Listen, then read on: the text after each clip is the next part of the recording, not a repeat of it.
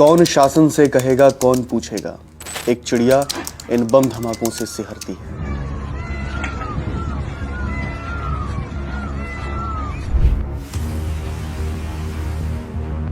हैदराबाद में 400 एकड़ में फैला वन क्षेत्र को नीलाम करने का फैसला आया है। फैसले का आधार कि कांग्रेस सरकार यह वन क्षेत्र सरकारी परियोजनाओं के नाम पर नीलाम करना चाहती है। इस फैसले के बाद वहां का स्थानीय प्रशासन बुलडोजरों का एक जत्था लेकर पहुंचा, जिसके बाद हैदराबाद यूनिवर्सिटी के छात्रों और आसपास के युवाओं ने इसका विरोध किया।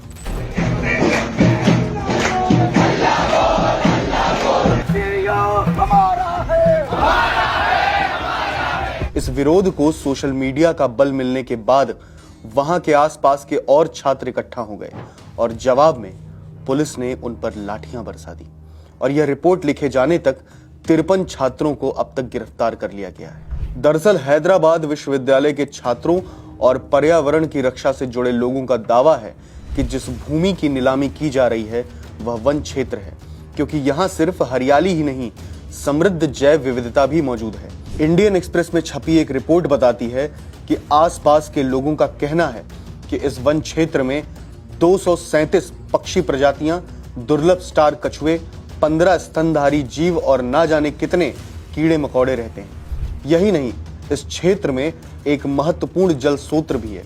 अब इस पर कांग्रेस सरकार का दावा है कि इस भूमि को वन क्षेत्र के रूप में कभी राजस्व विभाग के रिकॉर्ड में नहीं दिखाया गया और यह 1974 में स्थापित विश्वविद्यालय के लिए आवंटित भूमि का हिस्सा है। मई 2024 में सुप्रीम कोर्ट ने इस भूमि पर सरकार के स्वामित्व को सही ठहराया था, जिसके बाद कांग्रेस सरकार ने इसकी नीलामी की प्रक्रिया शुरू की। तेलंगाना के मुख्यमंत्री रेवंत रेड्डी ने विधानसभा में इस विरोध को राजनीतिक रूप से प्रेरित बताया और बीआरएस पर दुष्ट लोमड़ियों की तरह विरोध भड़काने का आरोप लगाया।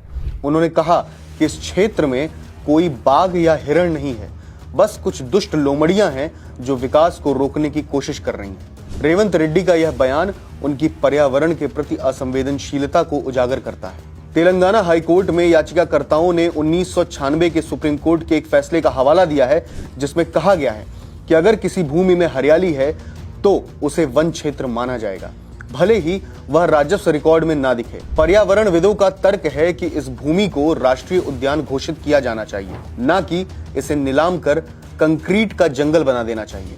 इसी बीच बुधवार को तेलंगाना हाईकोर्ट ने कांग्रेस सरकार को 3 अप्रैल यानी गुरुवार तक इस 400 एकड़ जमीन पर कोई कदम आगे बढ़ाने से रोक दिया है। यानी रेवंत रेड्डी सरकार अगली सुनवाई तक यहां ना तो कोई पेड़ उखाड़ पाएगी और ना ही जेसीबी मशीन चलवा सकेगी।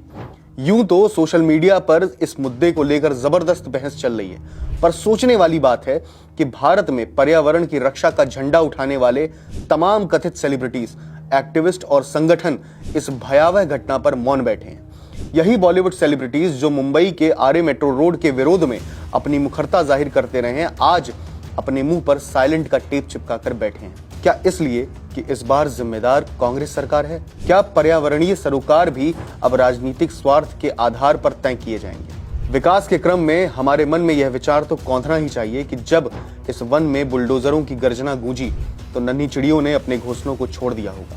कछुए अपनी धीमी गति से भागने की असफल कोशिश कर रहे होंगे और जंगल में रहने वाले अन्य जीव भयभीत होकर अज्ञात गंतव्य की ओर बढ़ रहे होंगे। क्या विकास की परिभाषा अब यह हो गई है कि जीवन को ही समाप्त कर दिया जाए? इस तरह की खबरों को देखने के लिए सब्सक्राइब करिए न्यूज। मिलते हैं आपसे अगली वीडियो में। धन्यवाद।